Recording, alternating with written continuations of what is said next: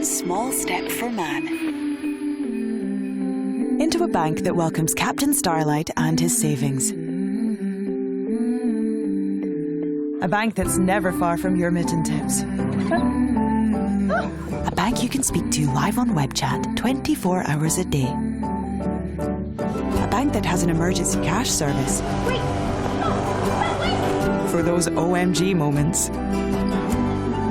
A bank that really doesn't mind if you come as you are. The Royal Bank of Scotland. Whenever you need us, we're here for you. Stadium in Glasgow for live coverage of Scotland Day against the England Saxons, supported by RBS and brought to you with the support of the Rugby Football Union. Good evening, I'm Paul Mitchell and you're watching Scottish Rugby Online.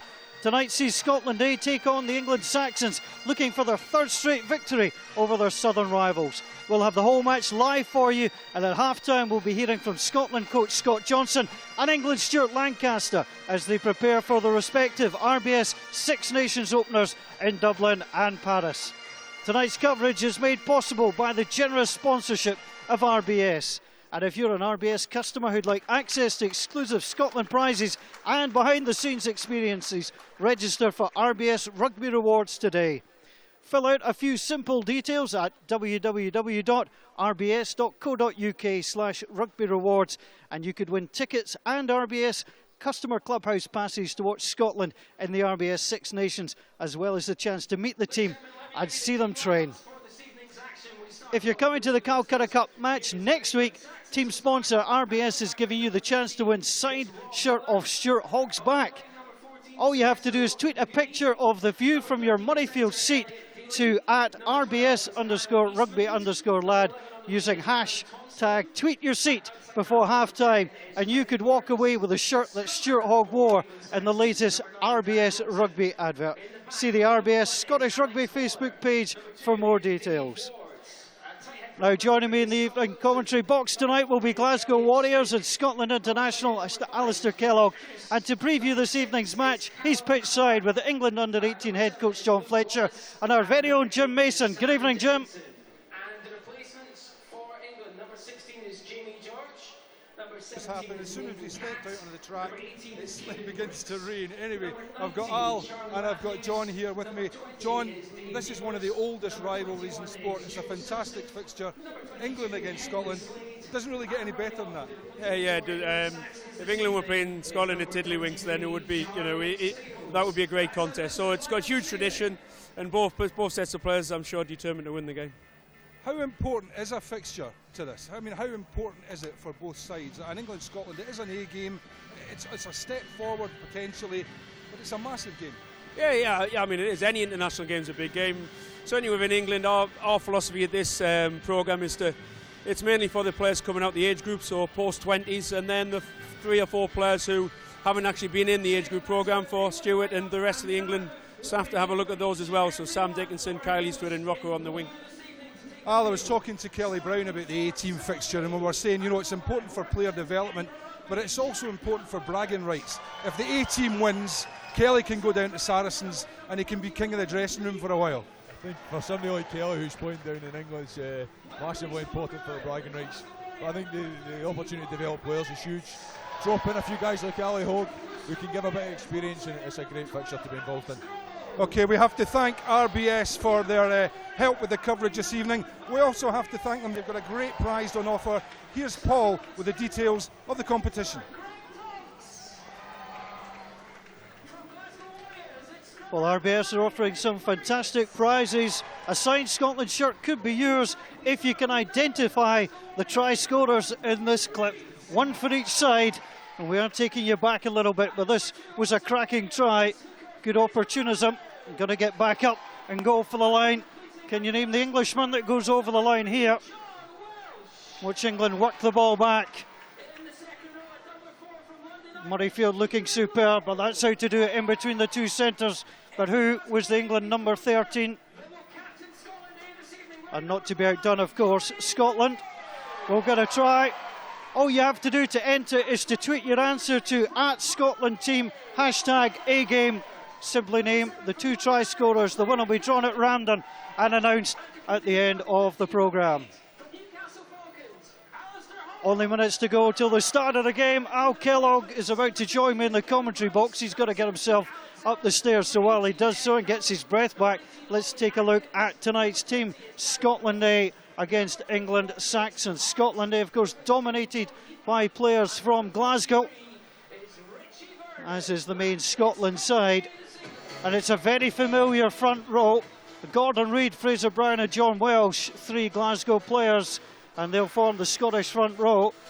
Kieran Lowe and Johnny Gray are the locks, with Rob Harley, Blair Cowan of London Irish and Ali Hogg making a welcome return back to international rugby. Henny Pyrgos and Greg Tonks are the halfbacks for Scotland this evening. Alex Grove of Worcester and Mark Bennett in the centre. Byron McGuigan of Glasgow Warriors and Dougie Fife of Edinburgh on the wings, and it's Jack Cuthbert, the Edinburgh fullback, wearing 15. For England Saxons, well, there's 4 changes to the pack that started last week's 14-8 defeat to the Irish Wolfhounds. Dave Ward from Harlequins, Scott Wilson of Newcastle, Elliot Stook of Gloucester and Sam Dickinson in Northampton graduate from the bench. There's no Anthony Watson, of course, the Bath winger has been called up to the main squad. So the players joining us on the field here at Scotstoun. The English out first, and then the twirl of the pipes as the Scots will come out. Al Kellogg is alongside me. Those final few minutes, Al, before you come out, are almost the worst in the game. I think this is a fantastic place to be, and I always say to the young lads getting their first cap, whether it's full international caps or A caps, this is the moment you've got to remember, because when it kicks off, the game passes in seconds. But lift your head during the anthems, take in the crowd, and remember all the hard work you've done to get there. And Johnny Gray leading out Scotland for the first time. What a huge honour that is, especially for a 19-year-old guy. So the fireworks go off in the background as the Scottish side emerges at Scotstoun. It's the home of Glasgow Warriors, and tonight, for the very first time, it's the home of Scotland Day. And Al, you know so many of these players being colleagues at Glasgow. There's a special feel about this place tonight for them. Yeah, the Glasgow boys are special. I love playing here, but it's a great place to play rugby. There's a lot of guys experiencing rugby for the first time, and they'll be looking at it, putting a big performance. It's great to see somebody like John Welsh come out there, and he looks pumped up already. If we're going to win this game, we're going to have to be very physical. The pipe band, the National Youth Pipe Band of Scotland, playing in the background. They will play the anthems this evening. The visiting anthem first of all. So the English side get ready for the national anthem of England. So the crowd stand as we await the English anthem.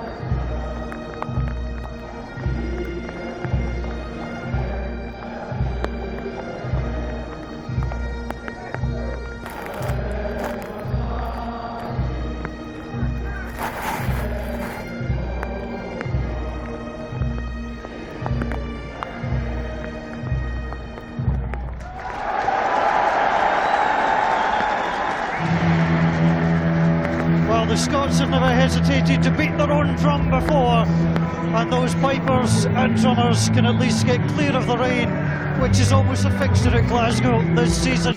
The pitch has taken a fair amount of rain, it's had its problems. How's it looking tonight, Al? It's looking a lot better than it has done in the last few weeks, to be honest. I think the fact that we had a bit of a dry spell in the lead up to the game has really helped. It's difficult for the boys because they've come out, they've warmed up in dry conditions, and it was as if somebody just switched the switch about 2 minutes before kick-off. But it'll be interesting to see which team deals with it better. Territory becomes far more important when the ball's wet, but I think the pitch will hold up fine.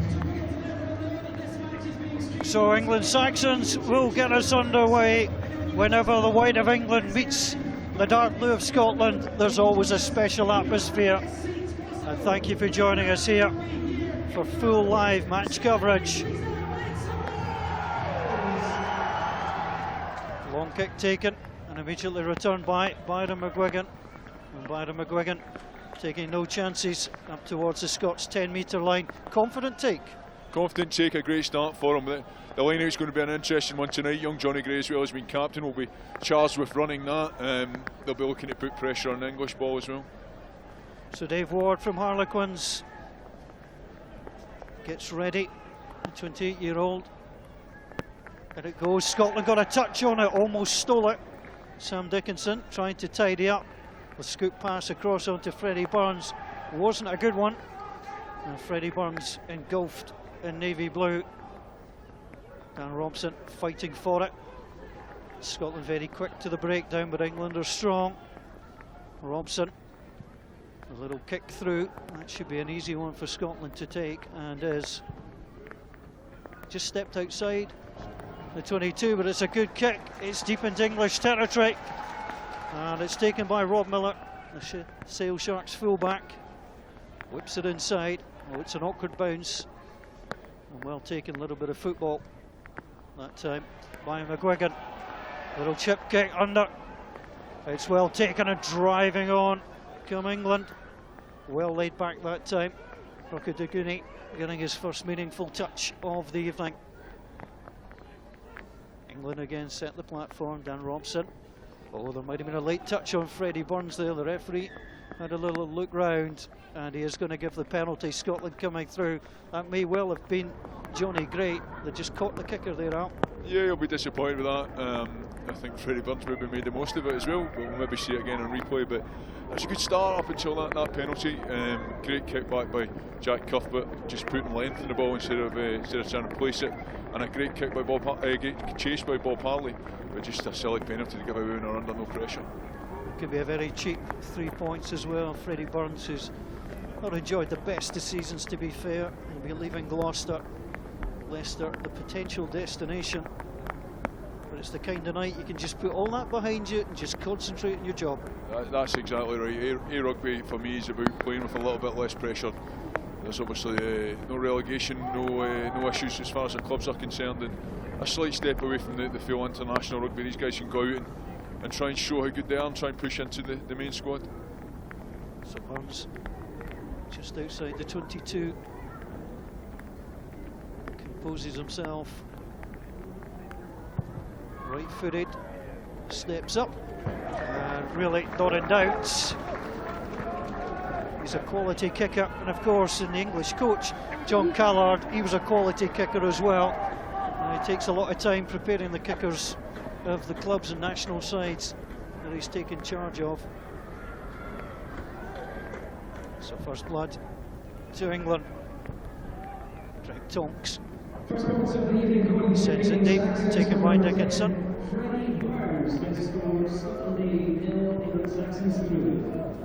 And just like we saw with Scotland for the opening kick-off, the long clearance up towards the halfway line. And some work to do now for Fraser Brown. A little spell out injured. Fraser Brown went back to Heriots, now worked his way back to Glasgow Warriors. That's a great save by Robert Halley and a great throw from Fraser Brown. Fraser obviously got capped for Scotland on the summer tour, but this is his first experience of A-Rugby tonight.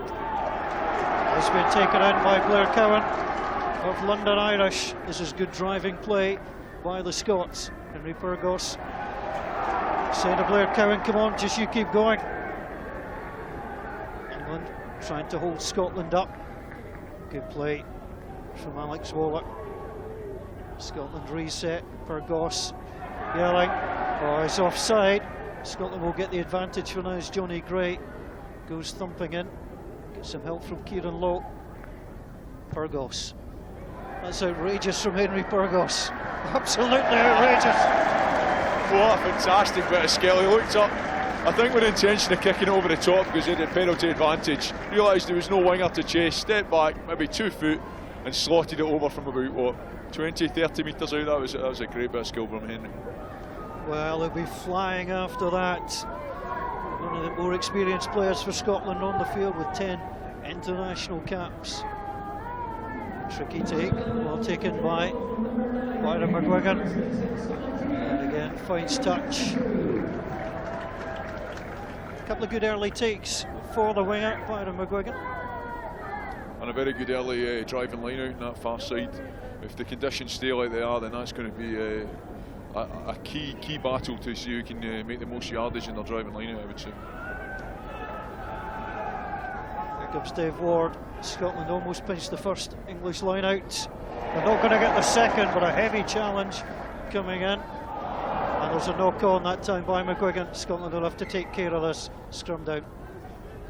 Kiss of death for Byron there, unfortunately, just bobbled around on his feet. As you can see down there, there's a little bit of artificial turf being put down, I think, and it's maybe just checked up a little bit for him. Yeah, they've had 1 or 2 drainage issues here at Scotstoun. As Al Kello quite rightly points out, they've had to go down the artificial turf route, which is much more preferable than the green sand route. The green sand route is not one as a player you enjoy. Aesthetically it might look quite good from the stand, but when you're lying in it, it's not overly enjoyable. Our French referee Laurent Cardona just checking with the front rows. Touch, and then they're coming together. Dan Robson, feet for England. Sam Dickinson will pick up and drive. He's a big lad. Into Robson, being well supported by Luke Wallace. Here come England. Dickinson trying to play scrum half. Scotland trying to get the defence back once more. Robson drops it short. England just outside the Scots 22. Good Scottish defence, it's solid. As England recycle again. Robson plays the ball through onto Freddie Barnes. The little kick through. Well, England had a couple of phases of possession there, but Freddie Barnes deciding out that he wanted just to poke the ball through. Difficult place to get out of down there, especially with conditions the way they are, a bit greasy ball. Good defence from Scotland there, the line speed's been very good. We've got to be careful on the scrum that we don't give England too big a shoulder. They took advantage of it there and we were quite lucky. Great take by Kieran Lowe. Scotland have it, they're trying to drive. And England, well, trying to take it down there. They saw what happened the last time. Scotland made 10, 15, 20 yards last time, and England took it down.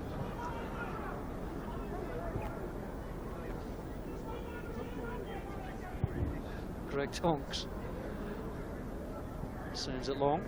Almost kept it on that far side, but that's a good kick. A great kick, fine margins, another metre infield, and it would have been a very poor kick, but that's a great thing to see as a forward when you're 10 steps up and sticks you on the halfway line from 5 metres from our own goal line.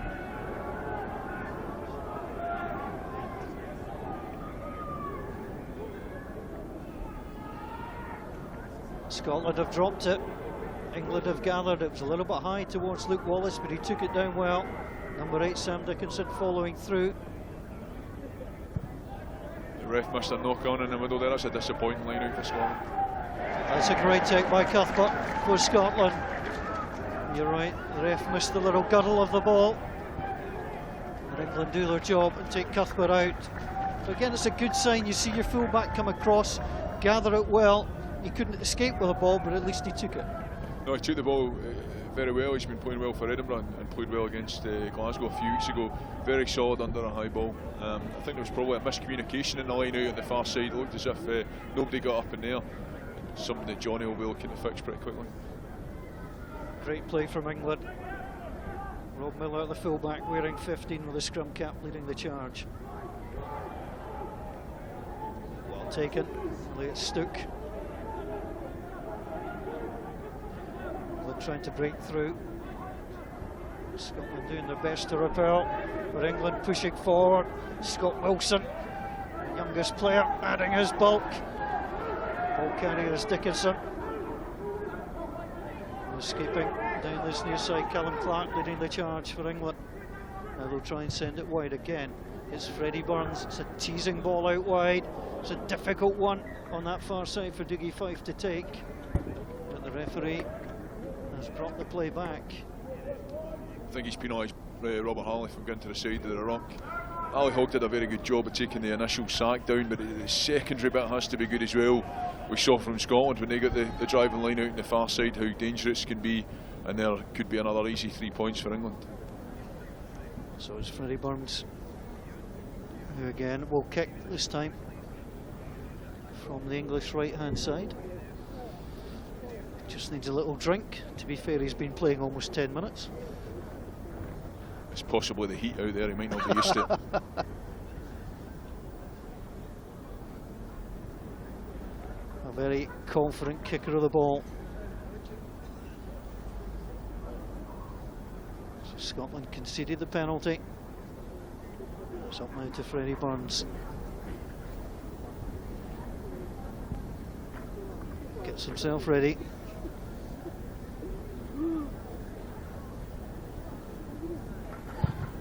Burns with a kick, that moved poorly. Well, we had a great angle of that, and that would never had a chance. No, I don't think he struck that very well.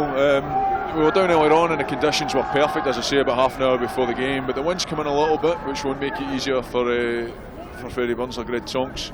But no, he didn't strike that one well, I wouldn't say, coming from a second row forward. So Scotland with the restart, take it up towards the halfway line. England recycle well. Dan Robson. Scotland trying to get there. It was Blair Cowan, but again it's the English. Again the little dig ball through, well taken by Cuthbert. Pulls back the right foot. That's a testing kick, and it's well taken. Good tracking back by Freddie Burns. Burns to the fullback Rob Miller. Miller gets it away, but it's Greg Tonks who was back, who's inside the 22. Turns and spins and sends it out just inside the England half. It's going to be taken quickly. Okudaguni made things happen quickly, and he didn't really get hold of that, Jack Cuthbert.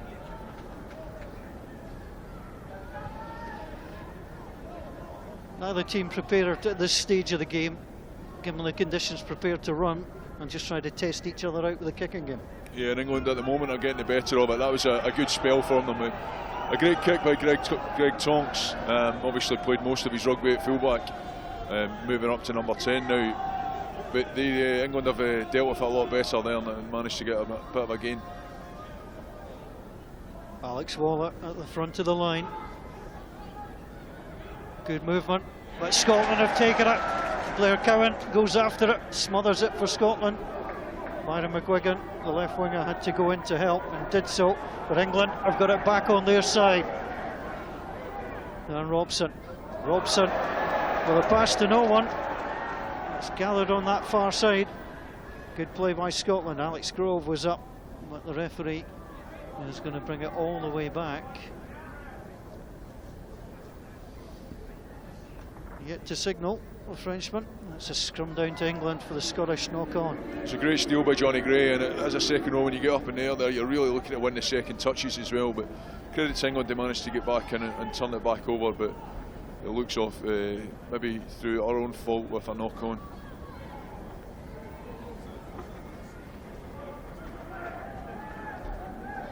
So the first couple of scrums have been even. As you see there, the tall figure of Elliot Stook from Gloucester with a headband. Callum Clark, the Northampton Saints, the skipper for the England Saxons. And the heat rising from the scrum.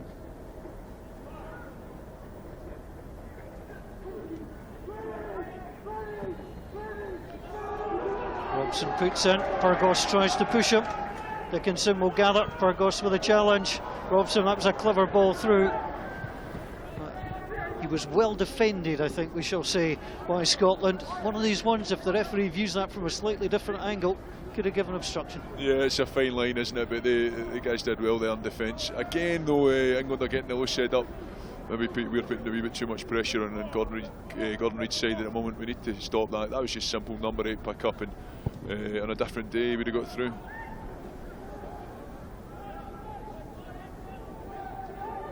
Johnny Gray trying to lead the charge for Scotland. Kieran Lowe rolling away. Dan Robson gathers, getting to Sam Dickinson. He's getting a lot of ball through the hands of Freddie Burns. The pass is forward.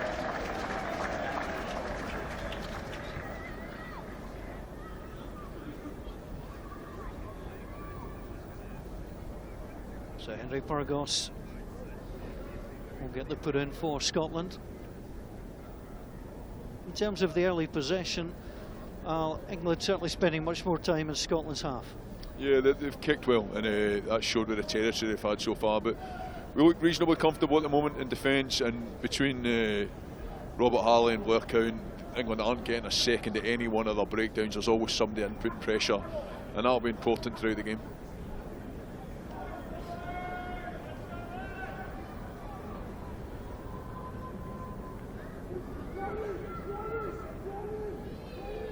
Burgos with the feed. Immediately Ali Hogg controlling at his feet. Hogg onto Burgos, onto Jack Cuthbert into the line. He's going to test out Rob Miller. Good hands. Miller high into the Glasgow sky. Scotland now through Greg Tonks. That's a dreadful kick. Well, he didn't just miss touch, he almost missed the stadium. He just really overhit that one, Greg Tonks, and he knew at the second it left his boot. He did, and Byron McGuigan was disappointed in the wing as well. He was pointing ahead of him, and I think it was either a back row forward or a wing that was trying to defend. Sorry, a back row forward or a prop that was trying to defend him, and he wanted to go. But yeah, Greg will be disappointed with that, but I'm sure we won't see many more of them. So again, Dave Ward, Scotland have upset the line a couple of times. Not that time. Elliot Stooke, the Gloucester lock, doing the job. It's Luke Wallace at the base. Luke Wallace is going to drive forward. Scotland, that's a great riposte from Scotland, trying to drive through. Rocky Duguni breaking through, back onto Robson. Solid challenge by Scotland. Blair Cowan getting in there, but Robson has it. Out to Burns. Burns sends it through the hands of Elliot Daly. England pushing.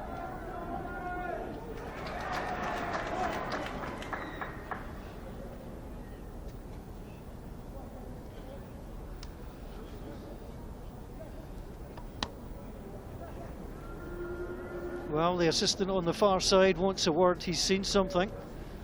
So as both sets of players cast their eye across, Arnaud Blondel, the French assistant. It's one of these ones, Al, you're having a look over and you're thinking, which way is this one going to go? Trying to see which team looks more guilty, but at the moment it's very difficult to tell. Blair Cowan did seem to throw himself on the wrong side of the ruck, but it wouldn't be something I would imagine that the touch judge would get involved in, but we'll find out soon enough. Good crowd inside the Scotstoun Stadium. And it is a yellow card, so England are going to go down to 14 men. Now in the last couple of meetings between these two sides there have been yellow cards. It's always come for the visiting side, and again tonight. So England are going to go down to 14. Scotland on that far side play the ball away. Well, the touch judge is the man who spotted the offence, and Dan Robson has to take that long walk to the side. Now then, big chance for Scotland to try and establish themselves with the scrum half off the field of play, taken by Kieran Lowe. Scotland gather. England temporarily down to 14 players. It'll be a 10-minute offence, the yellow card. As Scotland again drive on that far side. Good play, Johnny Gray, adding his bulk. In again goes Rob Harley. He You can see the ball, Scotland have it. Burgos, that was a very interesting pass. England were right on the line. Scotland through Burgos again. Ball played across, little bounce kick. It's going to fall, and out of play it goes. Good play from Scotland, and it's the first meaningful trip into the English 22. Yeah, and again came from a very good line-out drive. I'd like to see that try and keep going. I think when we get it going, and the only way it should be able to stop is if England infringe. At times we're bringing it out maybe a little bit early, but that was a fantastic kick through, and now there's a lot of pressure on the England exit. So Dave Ward, he's had a few clubs in his time, Dave Ward, but he's had a fine run of games with Harlequins. He gets his chance at A level. Another good take by England. Almost blocked by Henry Burgos, who got through really quickly. It was good play from the scrum half. And no chance that time for Byron McGuigan to move it quickly. You mentioned it earlier in the commentary, the fine lines, and almost there Henry Burgos nearly charged that down. It's great pressure. I mean, you won't get many of those charge downs, but it's the intent that he had there to put him under pressure, and he's probably got Scotland an extra 10 or 15 metres in territory. Hopefully he can take advantage here now and get the ball out into the backs. The ball's not been clean, but it has been won by Scotland through the hands of the halfbacks. Burgos waits. It's knocked away from him, then knocked across, and England pick up and go. That was good play. Josh Cruz from Saracens. Freddie Burns with a pass inside, and it's gathered.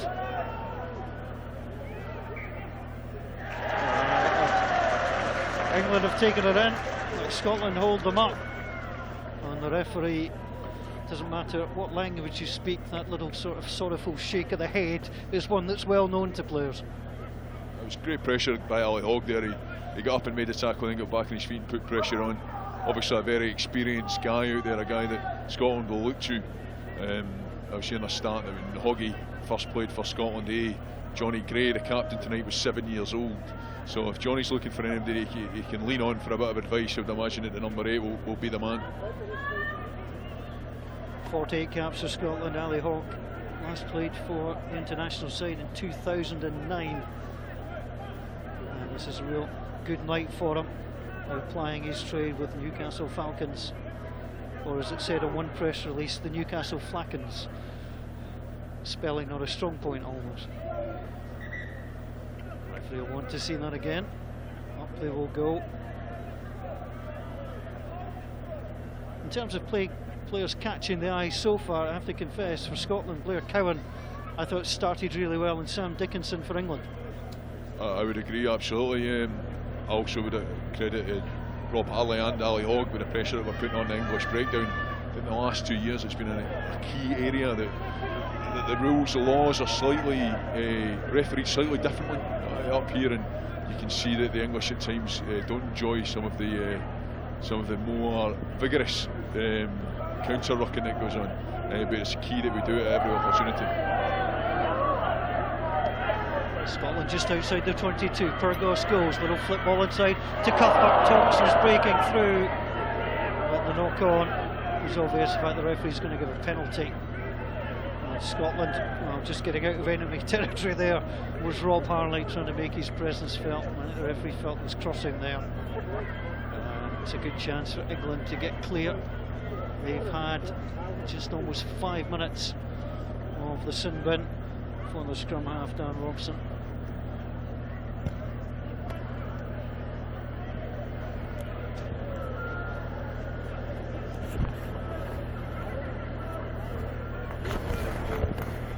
This is where it becomes a little bit trickier for England with the 9 in the bin, obviously. Specialist skill to get the ball away from the line out, away from the scrum. I would imagine that England will look to keep it in the pack a little bit more and try and use up the 10 minutes well. According to the Scottish crowd, they're using up more than their allotted time. As the ball comes taken down. England will keep it in there for a while if they can.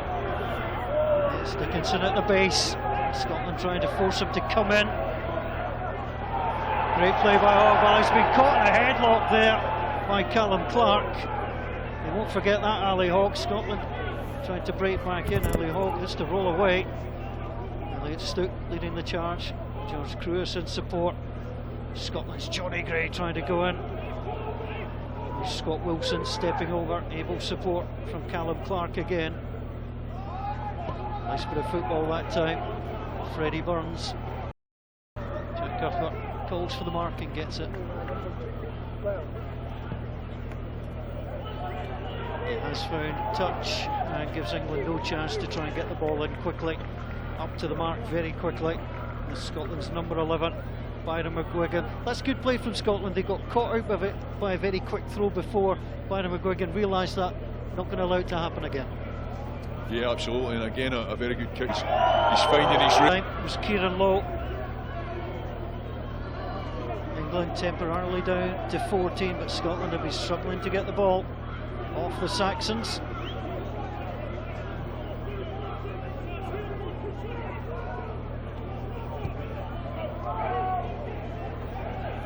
The chip kick comes through. It's straight out though. And it's going to be a throw. Scotland trying to move it quickly through Blair Cowan, but he'll take his time. Hope you're enjoying the coverage from Scotstoun this evening. We apologise for the sound issues that we had, and I'm glad you're hearing Al Kellogg loud and clear. He's flown in from New York just to be here tonight. Big Al from the Big Apple. The life of a professional rugby player is a good one. Scotland do take Pyrgos. England had to be offside. The referee was happy.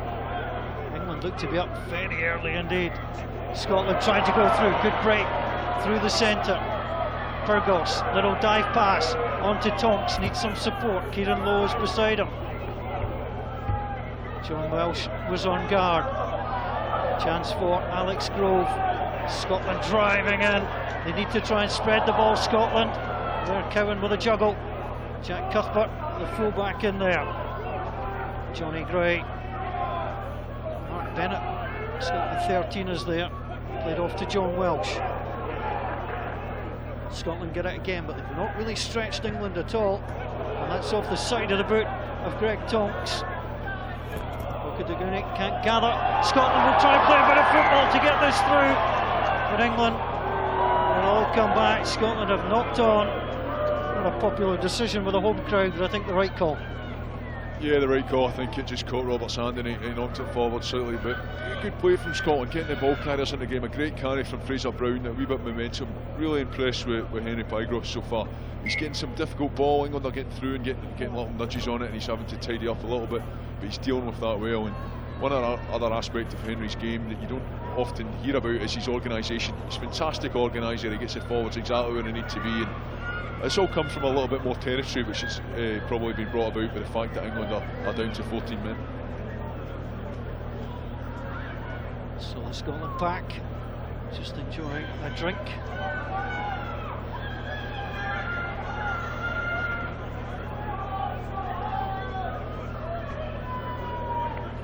So Johnny Gray leading the charge for Scotland. He's been capped twice, but he's been a high flyer in Scottish rugby. The Scottish captain made his under-20 debut, just 17 years old.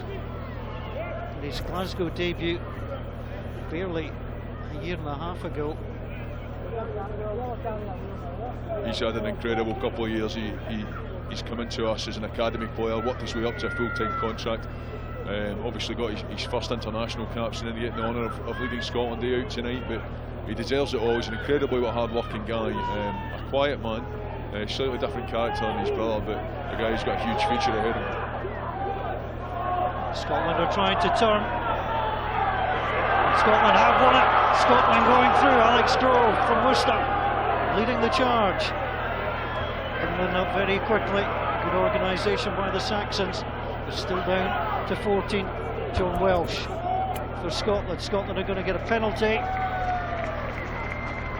England coming in. And Scotland, well, it's an easy 3 points for them. Henry Pyrgos looks around. Johnny Gray just has a word, and Johnny Gray says, look, just go for the post. The points are there for the taking. You may as well take them out. So Ali Hogg walk up there and just have a quiet word in Johnny's ear. Johnny's now going into the referee. Hoggy will be finding it difficult not to be going straight to the referee himself, something that he's he's well used to. He's captained Newcastle on many occasions, captained Edinburgh a good few years ago as well. But it's great to see that he's passing on experience to Johnny. That was again good play, a big hit from England, and they infringed the breakdown. But coming from territory, we're in the right area, we'll get penalties. The way we're moving the ball, especially off 9, England are going to find that hard to deal with. And if we can keep nudging 3 points over, then we'll build a little bit of a lead into the half time. So England led 3-0 through Freddie Burns. Scotland tied it up with a drop goal from Henry Fergus. And Fergus now has the chance right in front of the posts to give Scotland the lead. Just a little chip shot required. Never in doubt.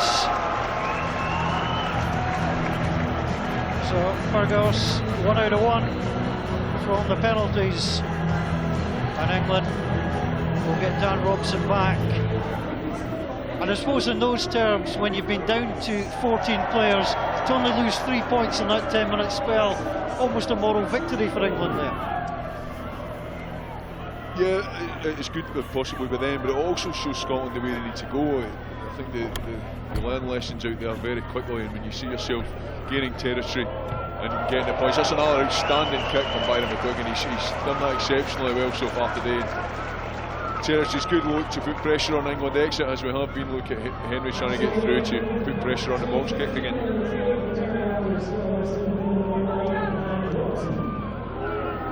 So England's half-back partnership is restored. So Freddie Burns moves back to 10. He was playing in between 9 and 10. Ward's throw in. Good stretch and take from England. Back via Luke Wallace.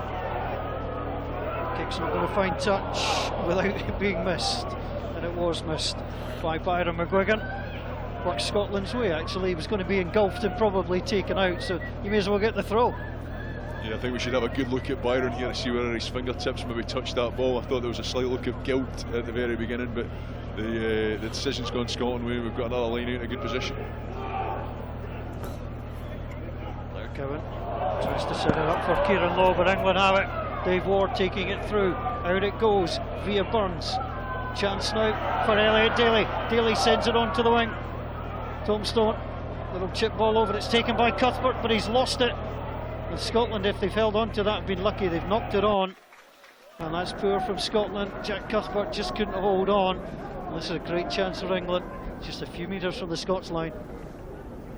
Came from the line out going astray there. Good pressure by the English, and they managed to gather the ball at the back. That's the first time we've seen either team move the ball.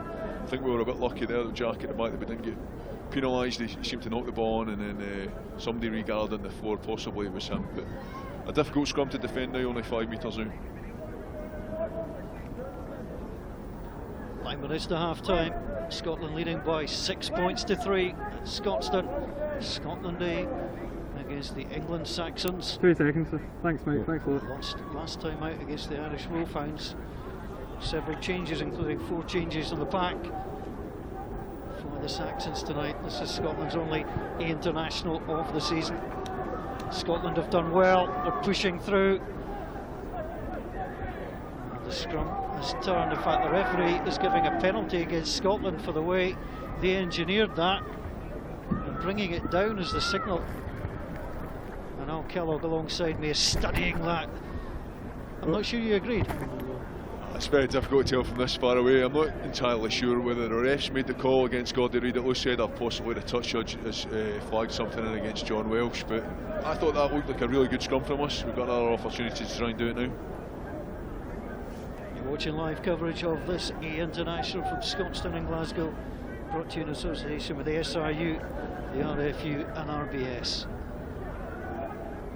Scotland ahead, but this the best pressure England have had. Dan Robson signed with Gloucester through to 2015, puts in. Here comes the charge. Scotland standing up, England trying to play.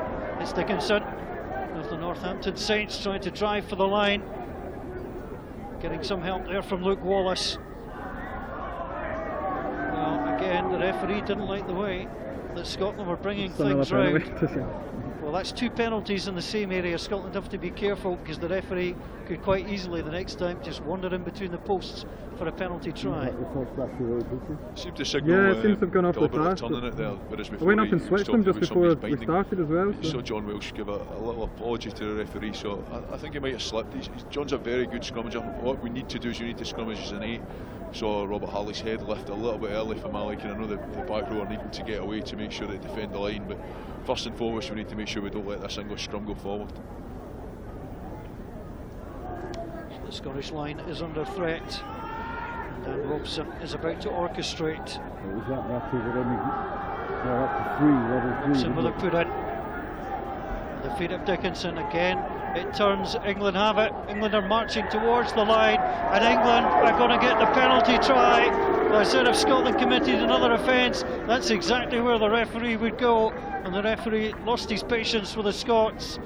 It's never the best way to score in the world, a penalty try, but England certainly celebrate. And certainly it's the English pack who have to take all the credit for it. Well, yeah, from an English pack point of view, that's as good a try as you can possibly ever score. That'll disappoint and anger a lot of our front 5, and hopefully we'll see a reaction. Now, it seemed again that Scotland got a good initial hit on. English brought the pressure on it, and the scrum wheeled. The scrums obviously made the decision that the Scottish boys have just let it go round. That, as I say, though, there will have to be a reaction both in the scrum and in and around the park. So England regain the lead at Scotstoun at half time, just over 5 minutes away. Again, you talk about small margins. We lose a line out in our half, we kick the ball down, unfortunately we knock it on, and we've got a scrum 5 metres out, and England get 7 points from it. So we've just got to make sure we get these details right. I had to smile. Somebody in the crowd's just shouting, "Come on, Scotland, you're playing 16 men now." We've heard that one before. I'm not really sure it applies. Good take by Tonks. They've been involved in the match too much. The Scotland fly half. Burgos into Blair Cowan. Dave Ward took him down. Scotland driving through.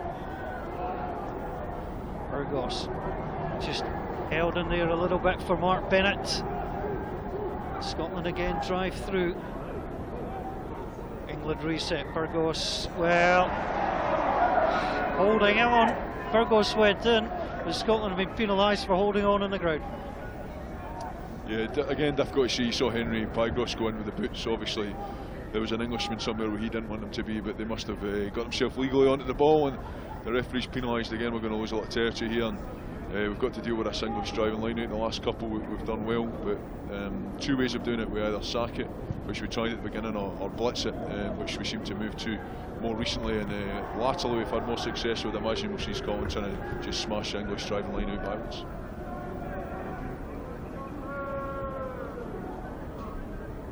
It's an English side, played the Irish last week when 7 players were capped for the very first time for the Saxons. There's a sprinkling of full internationalists in the English side. Burns, Sharples who's on the bench, Joe Simpson who's on the bench. Scotland, Greg Tonks is off, and Tom Heathcote will be well known to our English viewers, the Bath fly half. So Greg Tonks is off. Just having a look downstairs at him to see what the problem is. Not really had a chance to shine tonight, Greg Tonks. No, difficult conditions for a 10. It looked as if he was carrying his left arm a little bit there, so I'm sure we'll hear, but it looked possibly either left arm or left shoulder that's had to bring him off. He'll be disappointed because he's done so well in, what, 2 months of playing 10 for Edinburgh consistently, to be able to get the starting shot ahead of Tom Heathcote, who's a very good player in his own right. Greg Tonks, whose full Scotland cap came against Samoa as fullback, cultivated at 10 as the scrum goes down. Blair Cowan looks unhappy at something. He's in the white head cap. You see there John Welsh, never short of an opinion or two, and Gordon Reid on the near side. And the referee just moved the players just that little bit.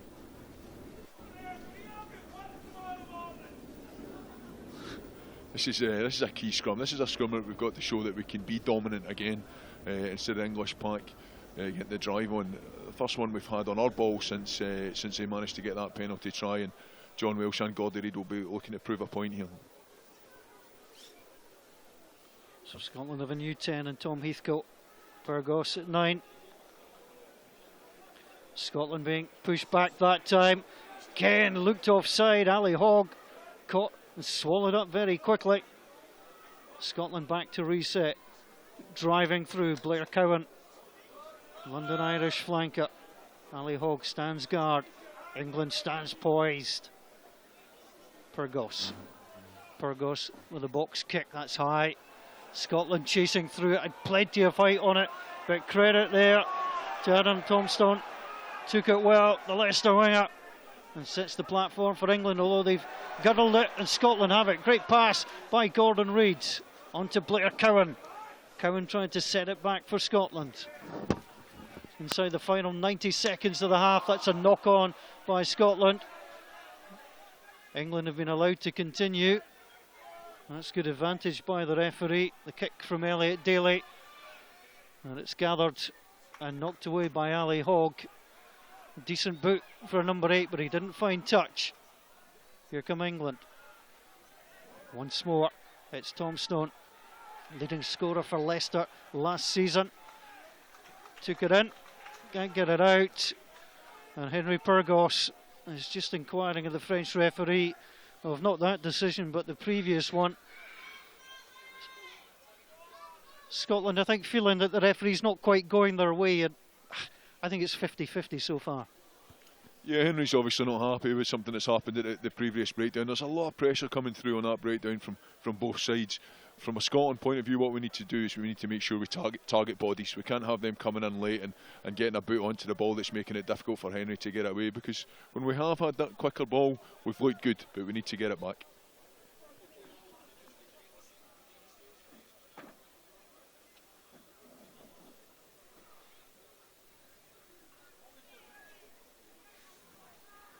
So Pyrgos for Scotland.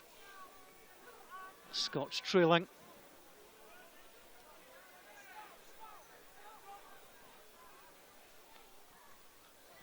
Dougie Fife, the Edinburgh winger, sends it long, again taken well by Adam Tombstone. And the referee sees the scoreboard click on to 40 minutes. So he will bring the half to a close. Scotland A against England Saxons. Well, the Saxons went ahead through the boot of Freddie Burns with his first penalty of the match, which came after Scotland were careless on the far side. Then a lovely piece of opportunist play from Henry Pyrgos, a drop goal to make it 3 apiece. Pyrgos made it 6-3 with a penalty in front of the post, but a penalty try for England. Scotland had given away 2 penalties inside the 22, and the referee ran out of patience with the Scots pack and allowed the penalty try with the third offence, and the conversion came from Freddie Burns. So it's half-time at Scotstoun. It's Scotland A 6, England Saxons 10.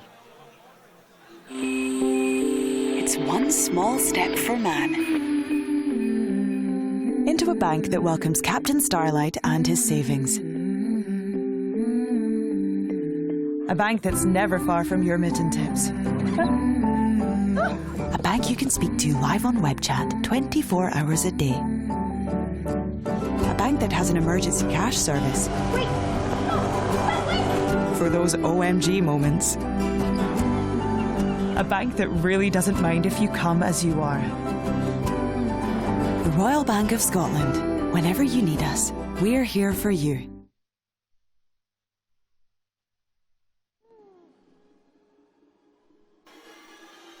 Well, our thanks to RBS for the support in making tonight's coverage happen. And as part of their generosity, they're giving away a signed Scotland shirt. We look forward to the competition details for you.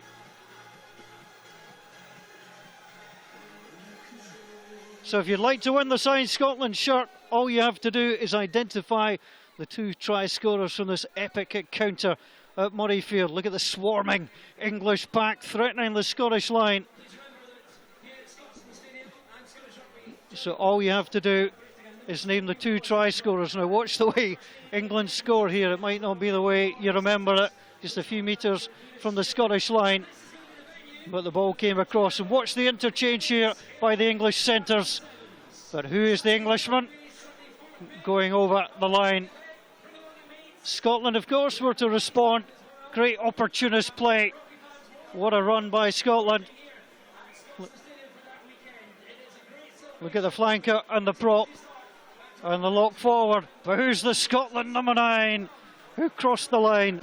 10 to all you have to do is tweet your answer to @ScotlandDream, #A-game. The winner will be drawn at random and announced at the end of the game. Let's go pitch side and join the boys, led by Jim Mason. Thanks, Paul. Yeah, it's a 4-point game here at Scotstoun. Difficult conditions for the players. That shower we were caught in earlier on before the match has taken its toll on the game itself, and I'm joined by Al and John trackside. The conditions have played a part, John. It's made it difficult for, I suppose, for continuity for both teams. Yeah, it has. There's been a lot of mistakes. There's been a lot of kicking. Both teams trying to get some territory in the game and then trying to build some momentum off there. The importance of this, the importance of the kicking game can't be overstated when it gets to conditions like this. Do you think teams have kicked well? Occasionally they have. I think certainly from an England point of view, I'd like to see them try and move it a little bit wider, a bit earlier, and then try and create some momentum. Then that opens up the kicking options. I think we possibly kicked too early. Elliot Daly has been the one player that's actually caused Scotland a lot of problems, and I'd like to see him get the ball a few more times. Al, from a Scottish point of view, it's only 4 points in the game. What does Scotland have to do early in the second half? I felt we looked very good when we had the territory. So when we pushed the ball into the English 22, we put their right set under pressure, then it was. Okay, let's go to John here. Just one final question about England in terms of trying to get wide. Is it the day to get wide? Is it the night to get wide? It makes it difficult to get the ball and get a bit of width in it in conditions like these. Yeah, look, I mean the pitch isn't that bad. Actually, the pitch is in really good nick. Yeah, we had a shower, but if you hold the appropriate amount of depth, have the intent to go wide, I think that's what we need to do. We need to try and get a little bit wide, a little bit earlier, get in Elliot Daly's hand, get in Rocco's hand, and then even if we then kick, at least we're kicking on the front foot. How important was that penalty try for England, because that's given them a little bit of breathing space and it's given them some impetus before the start of the second half? It certainly has, and it's probably going to play in the officials' sort of mind as well that England earned a penalty try. So yeah, I mean it is significant in a day like this. Certainly the way the first half's gone, it probably looks as though it's going to be a reasonably tight game. Now it's not just the A game that's on this weekend. There's also a full programme of Six Nations rugby coming up. We have England against France, or France against England in Paris tomorrow, and then of course we have Scotland against Ireland in Dublin on Sunday. We caught up with both head coaches earlier this week. Here's the thoughts of Scotland head coach Scott Johnson. That's what I keep talking about. We can go the length with that back three. For an old man, Sean Lamont has got some legs still, and he adds that maturity. I think his form over the last 24 months for us has been outstanding. His work off the ball, and he's really grown a leg from the player I coached against a few years ago to where he is now. He's getting better. It's something in my wine cabinet, So he's certainly getting better with age. The other two are potent because they can go the length. We know that. It's nice to see Hoggy come back into a form. Slow start to the year, but timing he's run nicely. So yeah, it's good. It's good that we've got it, because everyone knows that a turnover of 2 can turn a game, but you got to have the jets to get there. We've got a pretty good bunch of jet shoes there. That's the thoughts of Scotland head coach Scott Johnson. Ireland against Scotland at the Aviva in Dublin on Sunday afternoon. Momentum in a Six Nations season. It's all important. Scotland have lacked that, in recent seasons. How important is it to get that win? Oh, it's hugely important, and we've said that for a few years with Scotland. If we get off to that good start, then we could use the momentum and push forward. We've been very close on a lot of occasions over the last few years. Obviously we had a couple of good wins last year. Getting off to that good start could give us that momentum so that we're going into the 4th, 5th game with something really to play for. How, the Irish had that titanic struggle against New Zealand in the autumn test series. They were just pipped at the post. Does that help, or does that hinder Ireland's preparations for this match? Well, I was just going to say it works in either one of two ways. I would imagine it will help them. I would imagine that they will be buoyant with the fact that they showed that they could and probably should have beaten the best team in the world. They'll be looking to show that they've not dropped off at all since that game, looking to get those high standards back and then use that all the way through to the Six Nations. I'm going to turn to John here because we always talk about the breakdown in rugby as being the vital area, and that was the area where Ireland really ran the All Blacks close. You expect the All Blacks to dominate that area. How difficult will it be for Scotland if Ireland get that area right? Yeah, the breakdown is a significant part of the game, and obviously Scotland and Ireland will go pretty hard at the ball, and I think the team that dominates in that area, as long as the rest of the game's in reasonable shape, will probably go on and win the game. Now, who needs a team sheet or a programme like England's Stuart Lancaster? Here he is going through his team for the match against France on Saturday. Yes, a couple of changes from the New Zealand game. So we're going front row to fullback. Joe Marler, Dylan Hartley, Dan Cole. Same second row partnership, so Courtney Lawes and Joe Launchbury. And then Tom Wood at 6, Billy Vunnenpuller at 8, Chris Robshaw captain side from 7.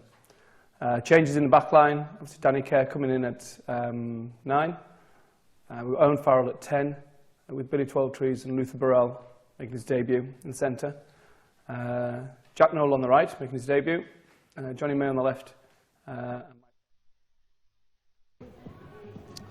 Yeah, that was the thoughts of England head coach Stuart Lancaster. A massive game against France at the Stade de France in Paris. It's one of the great fixtures of Six Nations rugby. France will be desperate to win that one, especially in Paris. Yeah, they will, but no more desperate than England are to win, to be perfectly honest. England had a pretty good autumn series, and we're very keen to, to sort of move it on 20 months out from the World Cup. I think it's important we go to places like France and win. Okay, if you're a rugby fan, it's just the best time of the year. Six Nations, one of the best rugby tournaments in the world. Let's go back up for commentary, second half commentary, and Paul Mitchell. Well, at least when I work alongside Al Kellogg, he's sitting down, so he doesn't look quite that tall. But he's a big lad, is Al Kellogg. As the players emerge from the barrows of the Scotstoun Stadium, welcome back to the players. Before we start though, a reminder of the ways you can follow Scottish Rugby online. You can follow us on Twitter at Scotland Team, hashtag Backing Blue, Facebook Scottish Rugby, and of course the YouTube channel Scottish Rugby Online. And if you want to join in the conversation this evening, tweet us, let us know where you're watching the game, and Alistair will read out the very best of the bunch. Tom Heathcote, the replacement for Greg Tonks, is on, and that's the only change, and he gets us underway. There's Dan Robson across, Dickinson swallowed up, Luke Wallace going in. Dan Robson drops it back, the kick is long. Jack Cuthbert comfortable for Scotland. The right footed kick is high, Scotland chasing under it. It's well taken. Rocco Dugani hasn't really shown too much in the attacking sense, but he's done his defensive job well. Robson ferreting for the ball. England driving, one try in the match, that the penalty try, as Freddie Burns sends it long. Cuthbert again for Scotland. Tries the little up and under, goes to try and get it himself. It's back on the Scottish side. But the referee not happy that Scotland didn't retreat out. Yeah, it's always very tough when the ball's coming down top of your head. You've got to get yourself back that 10 metres, or at least look as if you're making the effort to do it. Jack did well to try and regather his own kick there, but unfortunately we hadn't made the effort, and he could have pinged probably one of about 8 players there. Not found touch. A mistake by Freddie Burns. Fergus long for Scotland. Again, doesn't find touch. And here come England.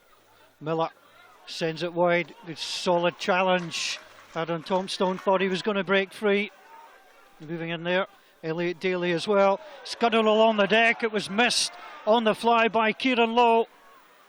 And now here comes Scott Wilson, youngest Englishman on the field. But again, the ball pops loose. And Cuthbert gets the chance to make the run for Scotland. Kieran Lowe gathers Burgos. Long by Heathcote, gets a little nudge right down the middle of the field. It's well taken into Rob Miller. Miller taken down by Ali Hogg. Good tackle by Scotland again. The ball breaks loose. There's a player being attended to, so Scotland temporarily down to 14. That pass, well, not adjudged to have gone forward, and now there's a problem for Scotland. Breaking through, Kyle Eastman. Is the ball just going to go over the line?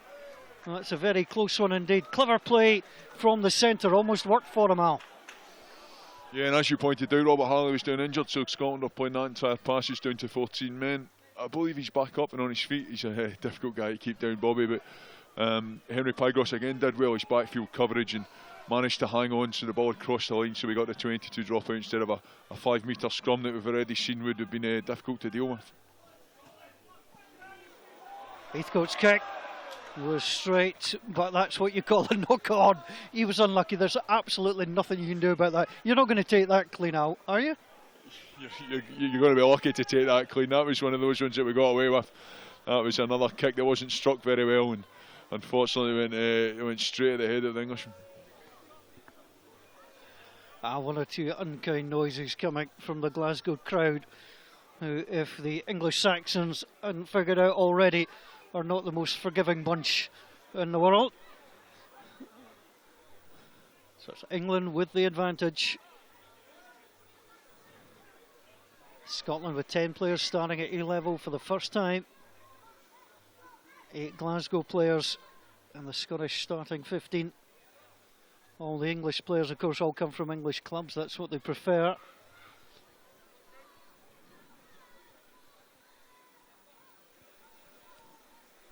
Again, the scrum will come together.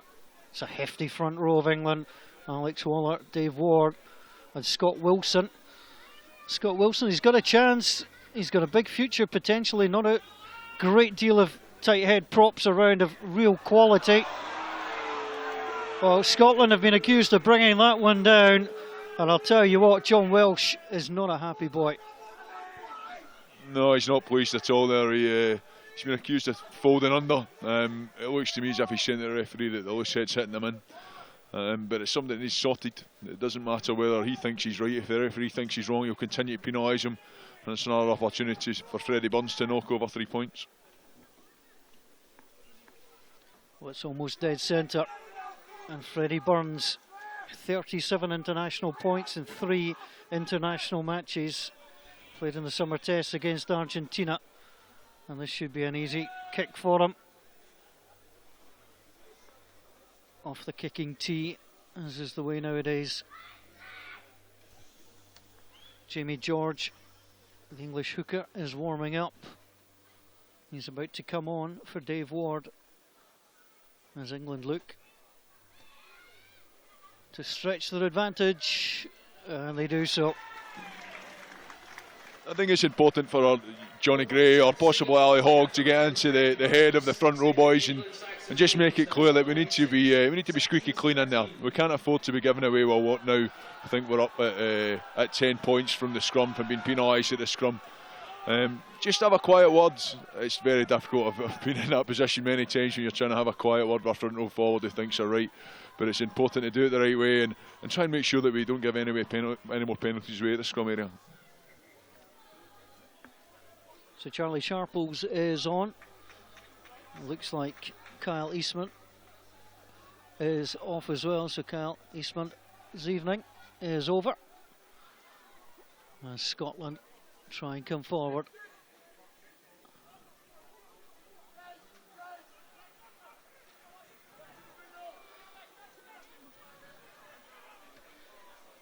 The long high kick, the change is confirmed. Samisa Rokoduguni is the man who went off. Ball taken by Dickinson.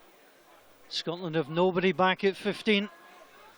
Byron McGuigan has to go back, being closed down immediately by the replacement. Well done, taken down. Scotland in trouble here. England may have knocked that on. And England are going to get the advantage. Coming through immediately, getting involved was Jamie George. So Jamie George trying to make his impact straight away in the match. He did very well there. That was a little bit of a mistake from Byron. He he probably needed to make up his mind earlier whether he was going to go for the kick or whether he was going to try and take him on the outside. He kind of caught in between two decisions and got in himself into a bit of trouble. You see here, it's a good chase by the English. The kick is a good one as well, and obviously made Scotland turn with no fullback because Jack had been up in the line, and Byron either took a quick decision to kick the ball or go around him, and in the end did neither. And to be honest, we were quite lucky there that when he tried to force the offload out of the when Jamie George tried to force the offload out of the tackle, that he knocked it on, or we could have been looking at a lot worse situation. Yeah, Charlie Sharples and Jamie George quite easy to recognise. They're the Englishmen in white, all the others now in a lovely shade of off-white, as the Scotstoun turf has taken its toll. It's a cold evening in Glasgow. It's been particularly bitter this afternoon. We had the rain just before kick-off, but the temperature has dropped again. As you mentioned earlier, I'm just back from New York myself, it's -10, so to be honest I'm finding it particularly balmy tonight in Glasgow, but you can see everybody's wrapped up well. A big factor in this game when you get to, well, we're on 47 minutes at the moment just about, is the bench and how strong the benches can be of their respective teams. England holding it in. Dickinson with the drive. The referee again doesn't like the way that it's been brought round, and he's going to give the put in to Scotland that time. Well, toss a coin there. I find it incredible. I mean, the first half we were penalised on a penalty try for pretty much doing exactly the same thing. A good hit. England then bring on the pressure and walk round. The referee's seen it completely differently to what he's seen in the first half. But to be fair, it was to our benefit that time, so we'll take that decision. But now it's about showing that we can dig in. This doesn't need to be a fancy scrum, it just needs to be solid, so Henry's got the opportunity to get the ball away at the back.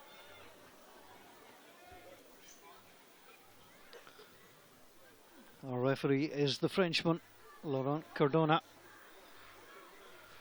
And let's see what he's going to do there. I think he's just going to allow the scrum to reset. A little bit of afters going in there. You'll love to see a couple of prop forwards having a go. Alex Waller and John Welsh just having a little go. And then John Welsh's home city playing Scottish 8 rugby for the first time in Glasgow. He's making a stand there. Yeah, and it's great to see. If decisions have gone against you, then I'm all for the front row having a quiet word. Obviously, John took a little bit of offence to what Alex Waller was doing there, possibly driving a little bit after the whistle had gone. But it just gives everybody a little bit of a lift if it's needed. And again, a very important scrum here, especially from a tight head point of view with John. He's got to get the hit and then just keep the weight going through. There are few darker arts in sport than scrummaging. Burgos plays it in. Hogg protecting. Tries to set up. It's intelligent play from Ali Hogg. Forces England back. Gets the ball out from the scrum. Burgos, a little box kick. And it's going to be England's throw on that far side. Scotland are getting ready to bring on Ed Kalman. So Ed Kalman is introduced into the action. Another Glasgow Warriors player. Over 3,000 in attendance here at Scotstoun this evening. And it is going to be the end of the evening for John Welsh. I think you see a little bit of disappointment in John Welsh's face. I'm not convinced he was ready to come off this early. John's the type of character that's never ready to come off. He would have wanted to stay on for 80 minutes, but you've got somebody like Ed Kalman on the bench who's been playing very well for us at Glasgow, then it's an opportunity to get fresh legs on and maybe mix up the referee's mind a little bit in the scrum as well.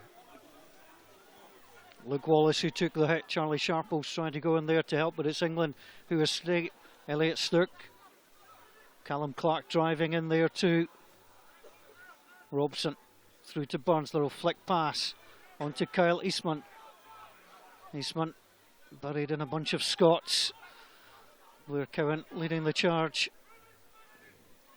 Robson sends it out. Little kick through by Freddie Burns. It's a good one. His coach will have approved there, John Callard. John Callard, 16 years to the day since he kicked all the points for Bath against Brive to win the Heineken Cup.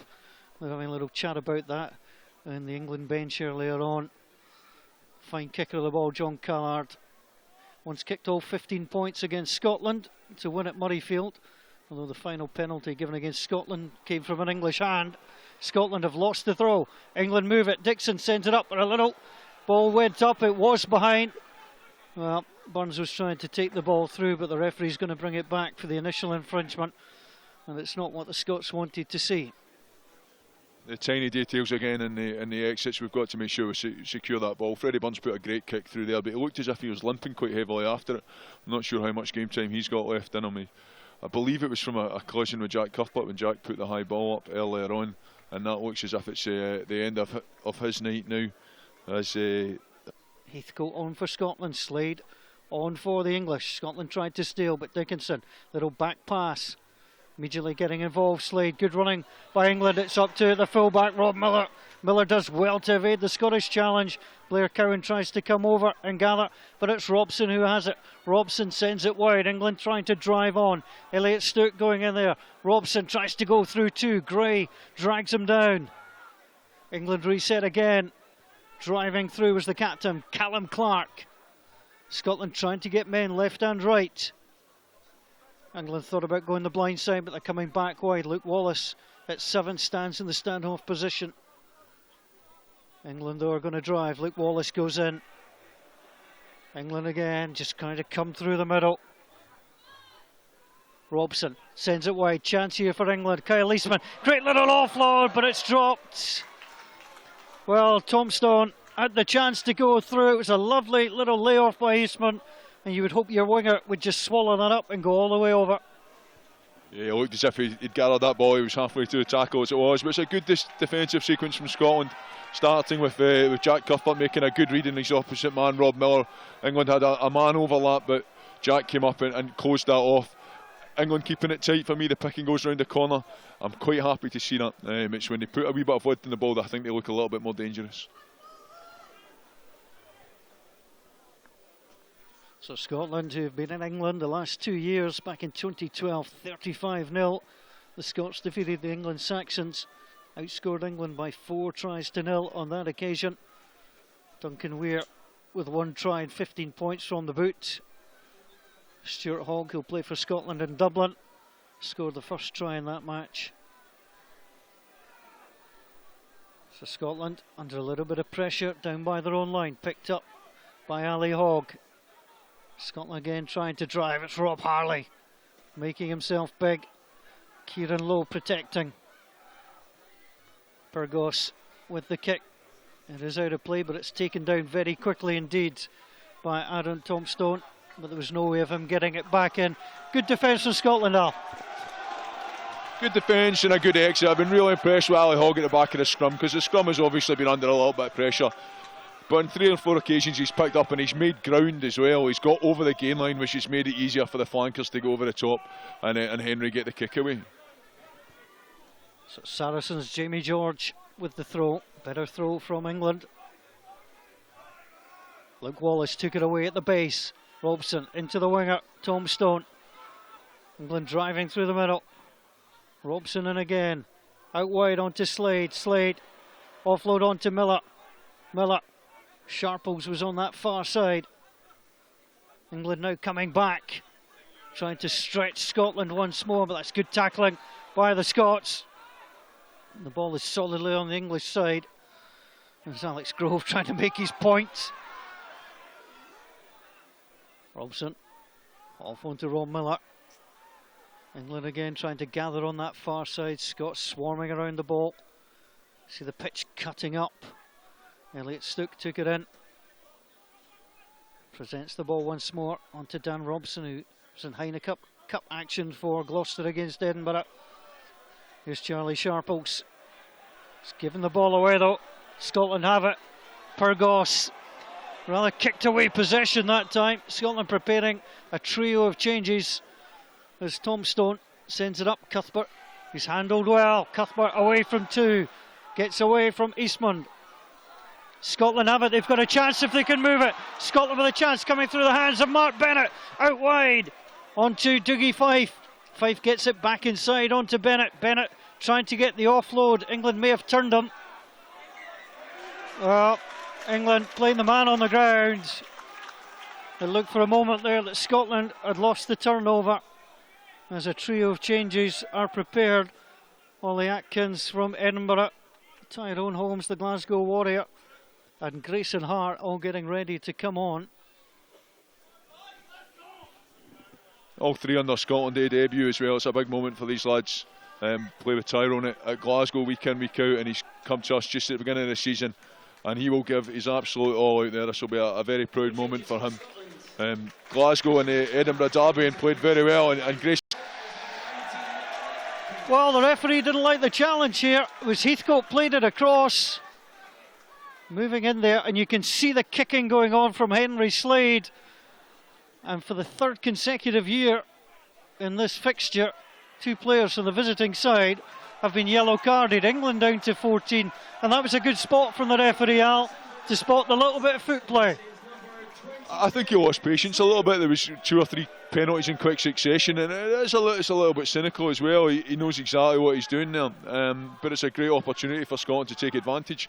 And with only 7 points in it, he can get right back into this game and hopefully take a lead before he gets himself back in the park. Scotland driving through, led by the skipper Johnny Gray. Ollie Atkins getting in there too. Ed Kalman lending his not insignificant frame. Scotland breaking, lovely ball back. Dougie Fife couldn't get there, but it's being driven on by Tyrone Holmes. Scotland 5 metres away. Grayson Hart complaining that it's not being allowed to come back. But Scotland now have it. Ollie Atkins nowhere to go. Good English defence taken in by Grayson Hart. Scotland trying to go through. England thought they had it, but Scotland have it. Trying to get it wide, driving through the middle. Good play.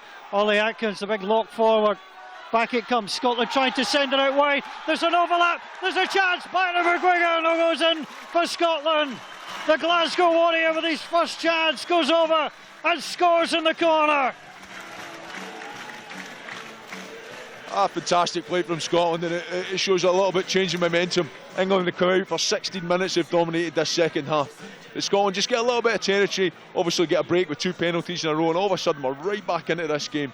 We've put a little bit of width in the ball. The guys that have come off the bench, Grayson Hart in particular, have put a wee bit more width in the ball, and Byron, you can see there going over in the corner. That's a great finish and great decision making of when to put the ball through the hands and when to hit it up tight. So England temporarily down to 14 with Henry Slade Sinbind, and that's a good finish from Byron McGuigan.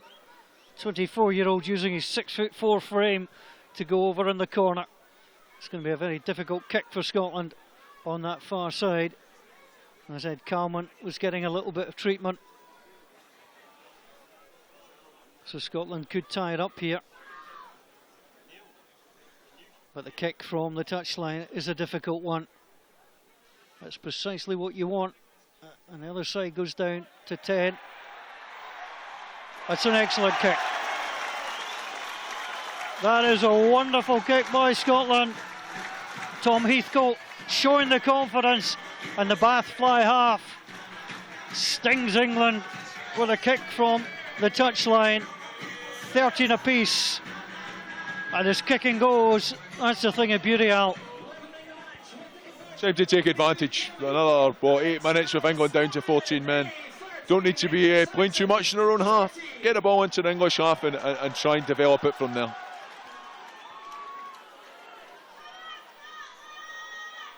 So England have to go again. Scotland are getting Richie Vernon ready to come on. There's a man you'd love to come off your bench. As underway from Elliot Daly. England without Henry Slade. Rob Miller. Not the best kick from Rob Miller we've seen.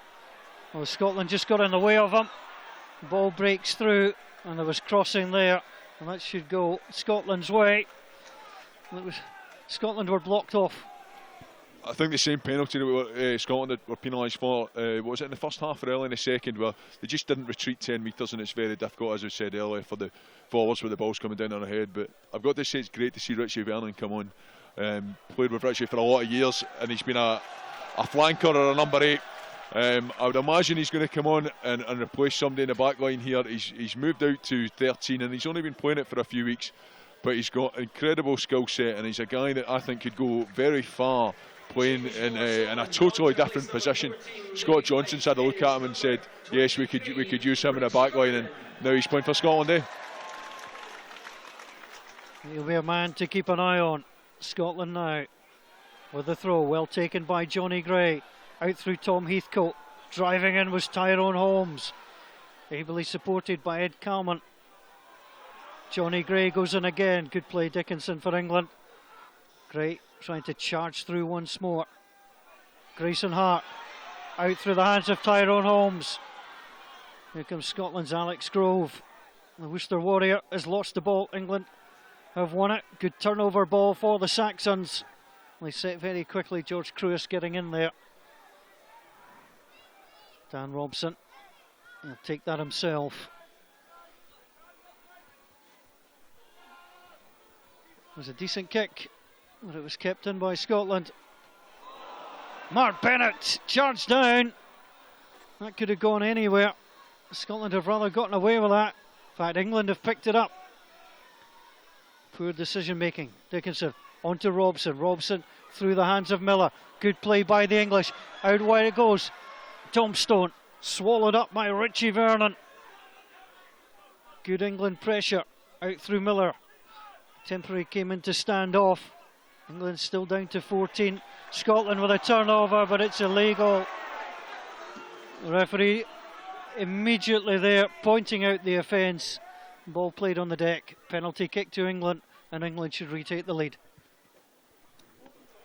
For me, came from a poor decision. You saw Robert, I'm not sure if we'll see it again, we saw Robert Harley tracking back and the ball ricocheted off him from Mark Bennett's kick, but Robert's got his hand in the air to indicate there's an opportunity to go outside him and that he is in between the defender and the ball carrier, and it was possible that we should have, or we definitely should have, put the ball through the hands there. Although I'm harping on about territory, we've got to make the right decisions, and when it's on, have a go. You make a good point there, Al. Sometimes you've just got to look at your teammate. The communication is there. You work on these things in training, you tell them, but sometimes in the heat of battle there, and Mark Bennett, unfortunately for Scotland, just catching Rob Harley.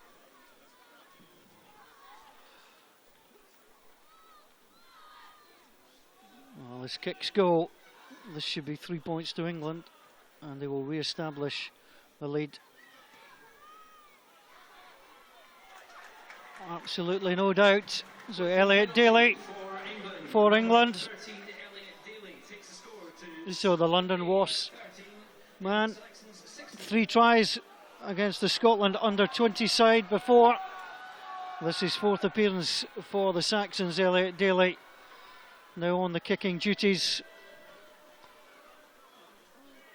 And he just turned away immediately. Knew that he'd stuck that one between the posts. Sam Dickinson has been withdrawn. Dave Ewers from Exeter Chiefs is on. Elliot Stokes is off. Charlie Matthews is on. And Alex Waller has been withdrawn. And Nathan Catt, 6'1", Bath player, comes on. Scotland trying to drive right on the halfway line. Tyrone Holmes was taking that in. There was no way through. Grayson Hart tries the little run, ran into his own man. Rob Harley. Scotland lay the ball back. Holmes pulled it back that time. Scotland aren't up quick enough, and it should be a comfortable take. And it was for Tombstone. Tombstone with a great offload onto Rob Miller. Miller's through, but the referee will bring it back. It was almost great play, just forward. A poor kick there by Scotland, and we were lucky that England didn't manage to take advantage with a slight forward pass. The game's freed up a little bit, and for me it's suiting Scotland more than it's suiting England. We've also got to remember, even though we are putting a little bit more width on it, that we have to defend. We've got to make these tackles, and if we start slipping off them, especially in the wide areas, English look as if they can get good offloads in it and make territory. Rob Miller with that moment. Every rugby player dreads. You hear the whistle of the referee and you thought, yep, must have been forward. As you saw, Tombstone with the offload. The home side are trailing. England looking to avoid a 3rd successive defeat at this level to Scotland. Ali Hogg plays scrum half. Onto the actual scrum half, Tyrone Holmes ran forward in confident manner. Ball dropped. And England swarm around it again. And Robson was getting his arm pulled by Ali Hogg. All the way back inside the 22 it goes. Jack Cuthbert waits. He has support with Richie Vernon. Goes into the tackle himself. Scotland emerge. Ollie Atkins onto Ali Hogg. Ali Hogg's got strength but taken down by Kyle Eastman, the Bath player. Grayson Hart, well England, well they're playing the offside line to the very full. Scotland driving in again. Grayson Hart through the hands of Ollie Atkins once more. There's Richie Vernon. And in the words of the song, no particular place to go. What a challenge that was from Tyrone Holmes flying in, but the referee says Scotland were holding on the deck. And that's a penalty kick to the English Saxons. Ollie Atkins has maybe got to be careful he doesn't get in the way of the 9-10 channel there. He's come on, he's really keen to get the ball in his hands obviously, but it just slowed it down and Richie Vernon had to carry the ball in behind his back. Penalties at the moment could decide this game, and that's a cheap one to give away. It looks as if he's going to have a shot at goal from a fair distance out, and this would be what, to take a 6-point lead in.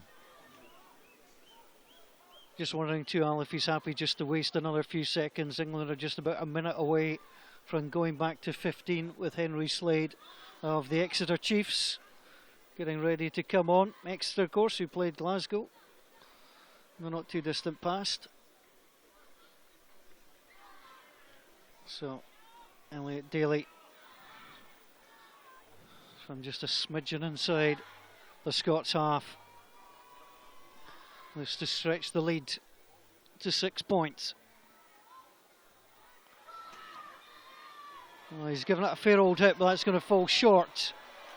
Taken by Cuthbert. Cuthbert's blocked!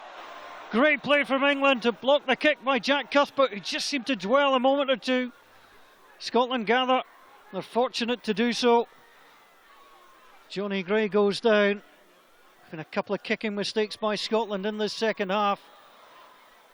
England will gather. Rob Miller, who's had a good game at full-back, taken out. But you can see the mistakes just creeping in as Henry Slade rejoins the action. We've got out of jail there. We've ended up with a good result. We've got a line out, 30 metres out, but it's an easy game sitting up here. But you looked at the English chase off that attempted penalty, and apart from probably 2 or 3 of the English players, it was really poor. And again, there was probably an opportunity to put it through the hands at least once to have a look.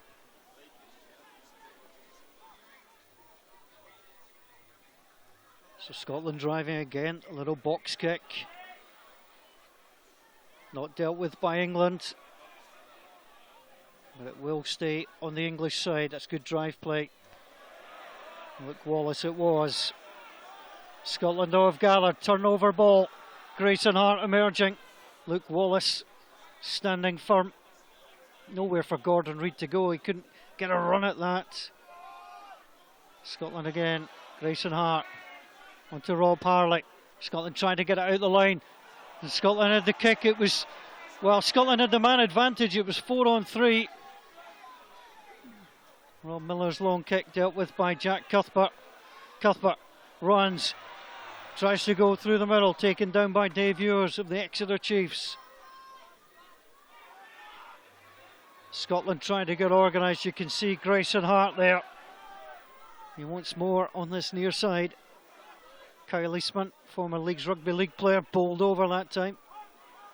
Gets back on his feet, resets. This is the England number 12. Again, Scotland with a kick. Just out of the reach of Richie Vernon that time. Mark Bennett trying to run through.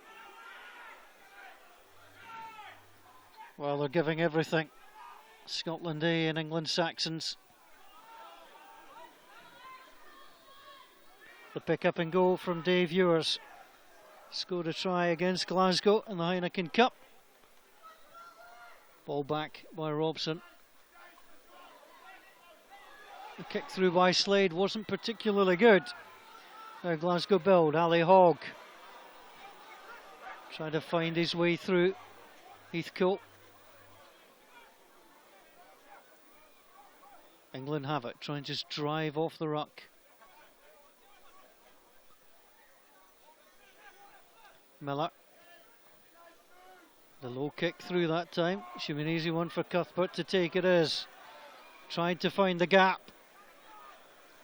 It's a good kick. Forces Rob Miller back. Scotland can't get up in time. And Rob Miller puts it out of place. All very tactical at the moment, Al. Yeah, it's all very tactical, especially from England with the kicks, trying to place the kicks, put them in behind. But then I really liked what Jack Cuthbert did there. He decided just to put his foot through the ball. He put his foot through the ball and got huge territory, and then a great chase. There was 3 Scotland players up putting pressure on the return kick, and now we've got a good opportunity inside England half. You're watching the action live from Scotstoun, brought to you in association with the SRU, the RFU and RBS.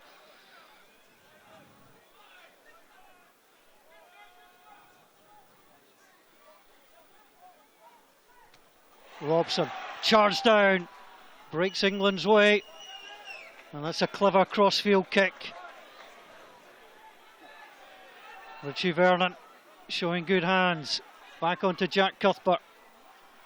Cuthbert sends it long, well taken again, and a little kick. That was clever, chasing after it is Henry Slade, and that's well played by Henry Slade as Scotland can't get the ball in. Hope you're enjoying all the action here, and I've no doubt we've got some of the Scotland squad will be over in Dublin watching this, and some of the English squad too in Paris. So we wish both the national 15s well. England Rugby have just tweeted a picture of the England squad watching in Paris. Good evening to all of you. We wish you well for your 3rd straight victory against the French. Enjoy the Stade de France, it's an amazing place.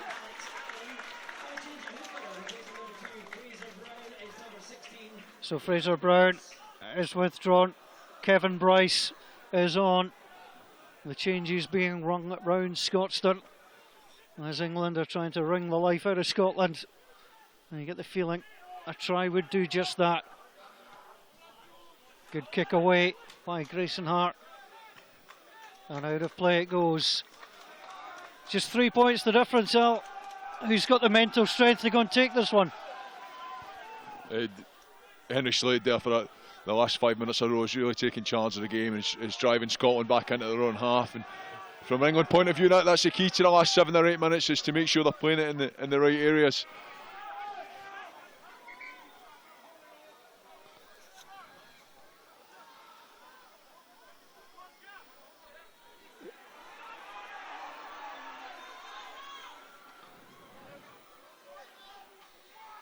Good take by England.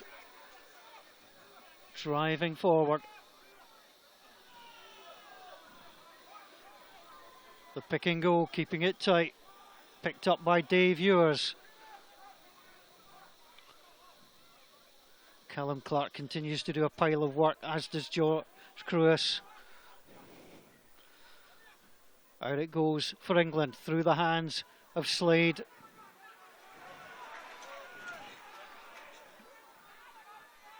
England gather again. Robson, he's been busy and industrious all evening. Scott Wilson too will be pleased with his night's work. But England have taken it in and holding on. And that's going to be a penalty to Scotland. And Scotland have a chance to send this one long and try and find a way to get back on level terms.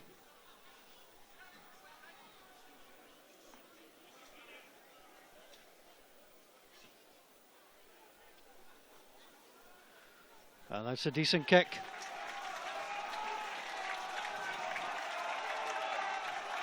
So the Scottish crowd trying to get right behind the Scottish side as they continue to push England.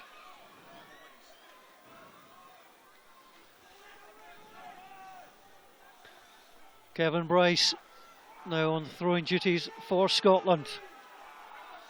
So England, despite the 2 yellow cards in the match, are leading and they're coming round. Advantage Scotland. The little chip kick goes out wide. Almost gathered on the far side by McGuigan. But Scotland will get the penalty. The referee will bring it all the way back And Scotland have got a chance to tie it up with 5 minutes to play. Great decision to try and go for the crossfield kick. Obviously knew we had the advantage. And that comes off and you're under the sticks. Worst case scenario is what we see now. We're back for the penalty. You can see Johnny Gray trying to take some advice from Ali Hogg there. They've pointed at the sticks, and we get this, and we tie the game up. Well, there seemed to be a fair bit of debate, but really Tom Heathcote, who landed one from the left-hand side for Scotland, has to try and land this one from the right-hand side. So he'll take his time, as you would expect. Crucial moment in the game. Last season's match decided by just 4 points. England 9, Scotland 13. Just one try in the game. But Tom Heathcote was the man. 2 penalties and 1 conversion.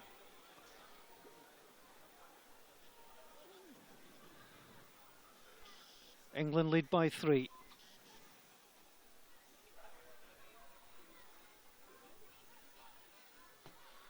Tom Heathcote always sliced it completely, and England just touched down. Didn't get a connection at all on that one. And we saw one from Freddie Burns like that in the first half as well. That was a real chance missed by Scotland. Yeah, an opportunity, but very difficult in the ground conditions as much as from where he was. He's starting his run up in the very sandy area and then onto some of the new turf. We don't want it to come down to a missed kick, so ideally Scotland can get a hold of the ball and put a bit of pressure on. Here comes Scotland. Tom Heathcote, chance to make amends. High up and under. Scotland had a man taken out. England have knocked it on. It's a penalty for the takeout. And from an English point of view, Al, that's poor rugby. Silly penalty from an English point of view. They're not going to be happy with that at all. It gives Tom Heathcote, or Tam Heathcote as he's known up here now, an opportunity to square the game up again. I'm sure he'll have learnt some lessons from his last kick. Well, Luke Wallace it was. Will be penalised. And that's a real mistake from the Harlequins player. Over 70 league appearances for them. And here comes Heathcote. It is a chance for him to make amends for the kick just moments ago. And there'll be 2 minutes left to play after this. Scotstoun falls silent. Heathcote, clean strike. Through the post it goes. 16 apiece in this international. Scotland have come from behind to tie it up again after the penalty from Elliot Daly. Tom Heathcote, or Tam Heathcote, the honorary Scot title given to him. So Dan Robson has withdrawn for England.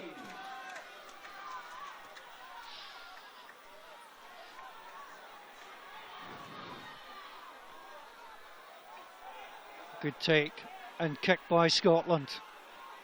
Is there a winner with 90 seconds left? Driving in, go England. Al Kellogg alongside me has got the difficult choice of man of the match. You normally give it to somebody on the winning side. We've got a stalemate here so far. We'll get Al's confirmation of man of the match in a second. But England, out it goes. Joe Simpson, full international, having been capped once, now on at scrum half. Simpson again, along the line. Scotland tried to swallow up. A minute to play. Simpson again. England bring it long. On to Luke Wallace, who conceded that penalty. Scotland gather. Scotland trying to win it. England trying to come down this near side again. Joe Simpson. Simpson again.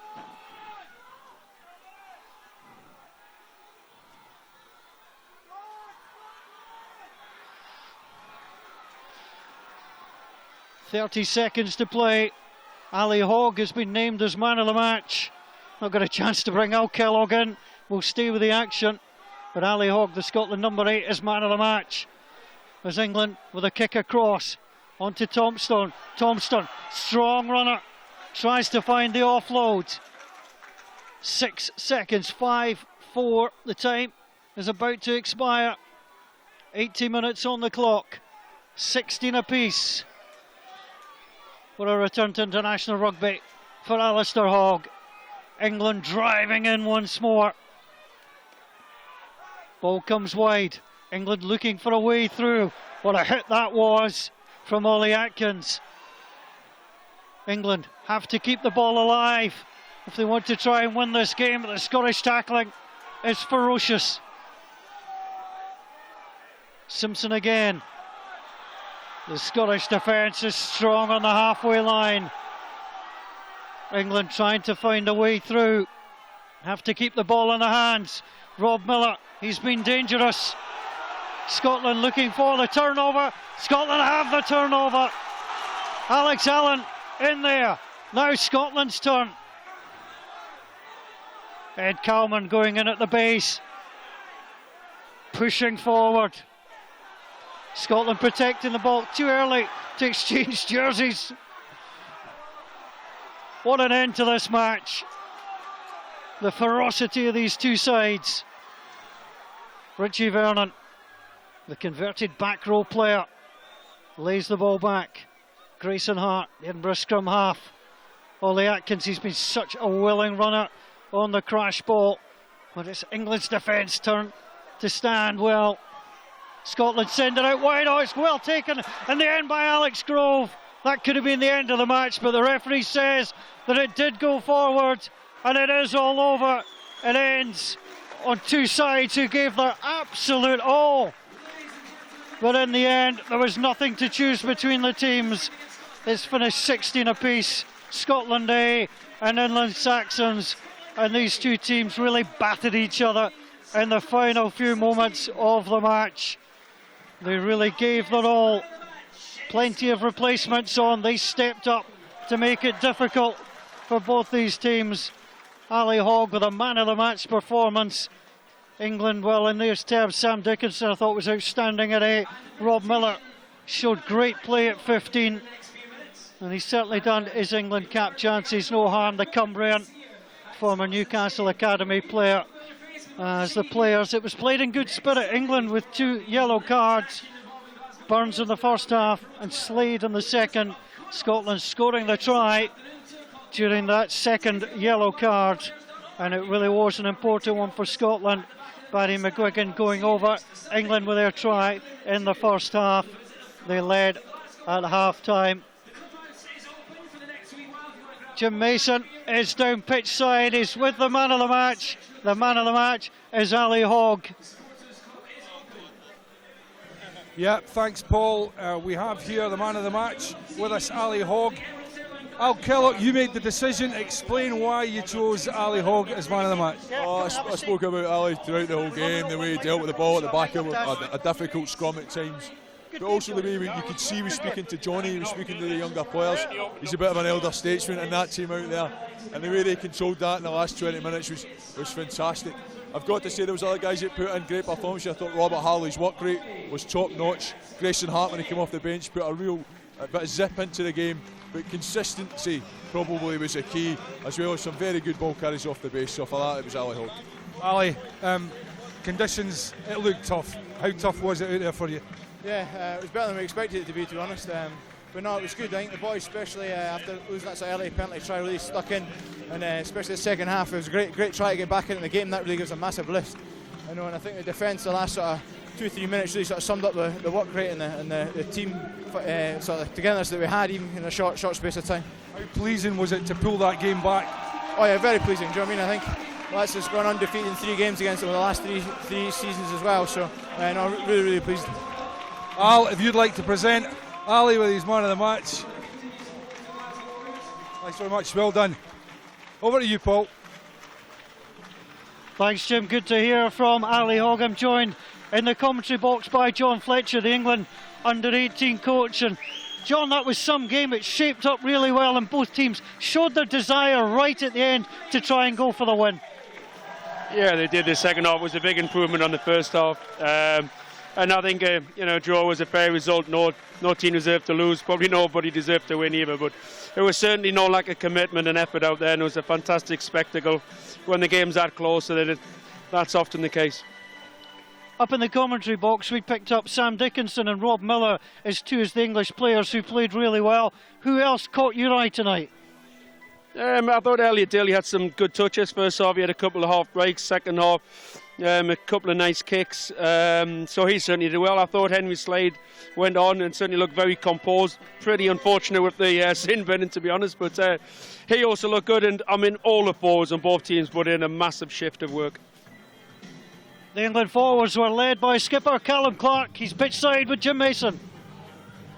Yeah, thanks, Paul. I'm joined by Callum after what was a very tight game for both sides. It doesn't get much closer than that. That looked like a hard game. Explain exactly how tough that was. Yeah, I mean, we were up against it. I thought we dominated large areas of the game, but they stuck in, and they fought tooth and nail for every inch on that pitch, and it just went down to the wire at the end. It feels like a loss because we had some good dominance, but credit to them for the way they stuck in. Where do you feel that you did well in the game and that you put Scotland under pressure? I thought in the scrum, we got the penalty try. We had a series of scrums up there that we weren't rewarded for. But on the flip side, they did well in the maul. We didn't stop that like we wanted to. So kind of parity up front, and either way, it's bound to the ball and rubber the green, I guess. And they came back at you. Conditions looked tough. How did they play a part in the game tonight? Yeah, I think there was a lot of kicking out there, where perhaps both teams would probably like to keep it in hand a little bit more and play some rugby. But it's the same sort of for both sides, and I think the kicking game was probably won by them. The battle of the in the air. Okay, Callum, thanks very much. Well done. Cheers. Back to you, Paul. Thank you, Jim. My thanks indeed to Jim, to Al and to John for all their contributions this evening. Our thanks too to RBS and to the RFU for their support. Here at Scotstoun Stadium in Glasgow, it's finished 16 apiece. 2 tries England with a penalty try in the first half after Scotland had finalised 3 times. And of course, Barry McGuigan with a try for Scotland in the second half, where England were temporarily down to 14 as Henry Slade had been sin binned. Good kicking from Henry Pyrgos and Tom Heathcote, and England too from Freddie Burns and from Elliot Daly.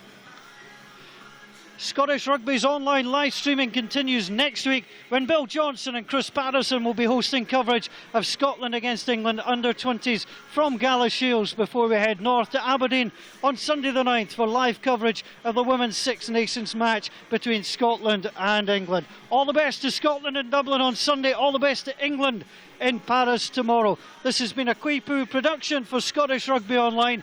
Thank you for joining us on behalf of our entire crew here. From me, Paul Mitchell, from Glasgow, a very good night to you.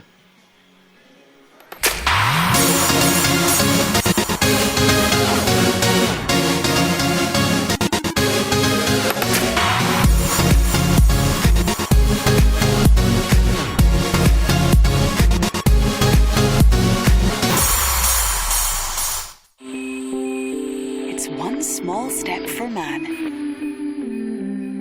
Into a bank that welcomes Captain Starlight and his savings. A bank that's never far from your mitten tips. A bank you can speak to live on web chat 24 hours a day. A bank that has an emergency cash service. For those OMG moments. A bank that really doesn't mind if you come as you are. The Royal Bank of Scotland. Whenever you need us, we're here for you.